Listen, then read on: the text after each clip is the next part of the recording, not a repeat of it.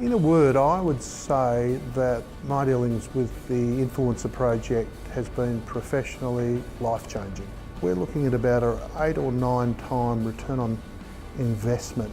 That's in both money and the time that I've outlaid to run through the process. So I think that's a mighty return in anyone's language. Hi, I'm Robert Ford, CEO of Victorian Leaders. Victorian Leaders is an investment banking infrastructure for growing businesses. We're all about taking companies and trying to move them from that level of good to great. My introduction to the Influencer project was, unsurprisingly, through LinkedIn. Andrew reached out to me via LinkedIn. I'll be honest, I looked at other alternates, and all of those things involved me having to set up a Skype call to a foreign part of the globe, and I just felt uncomfortable with that. I liked the fact that I could talk to Andrew directly and indirectly here. That meant a lot to me, and as a result of that we grew a relationship. I said let's try it, and the rest is history. We've had a very successful and prosperous relationship. The value for me in dealing with the Influencer project is it's quite simple. We are a limited membership cohort, that is 25. So there's a finite number of members that we are looking for each year, and it's all about getting the right people in the room. So I could spend a lot, and did spend a lot of time in terms of my previous marketing initiatives, which was very much a scattergun approach. This for me is a bit more targeted, it's a bit more rifled. So I've worked with the team at the Influencer project on discussing the industry segments I'm after, the type of people that I'm after, the level, the seniority, want of another word, that I'm after, and we've gone after those people. And that's helped me in terms of my lead generation. The opportunities are there.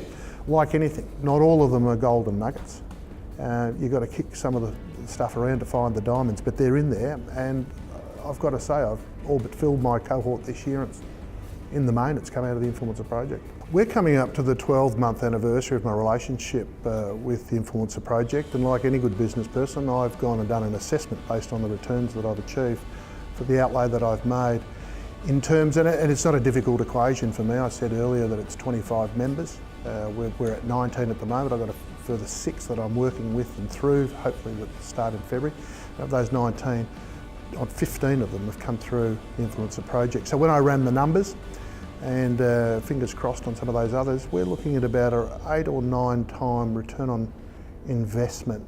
That's in both money and the time that I've outlaid to run through the process. So I think that's a mighty return in anyone's language. When you walk into a relationship with a new service provider, you have certain expectations. I spent some time dealing and talking to the Influencer project about those expectations, and I've got to say they've all been met, in fact exceeded in many instances. And the thing that I've liked the most is the level of connectivity, the level of engagement. There is a number of people that I can talk to and communicate with if I've got concerns or issues. There's been coaching along the way, which I wasn't expecting, and that's been really quite powerful for me. And we're testing and trying different things, and I've got some different views on some things.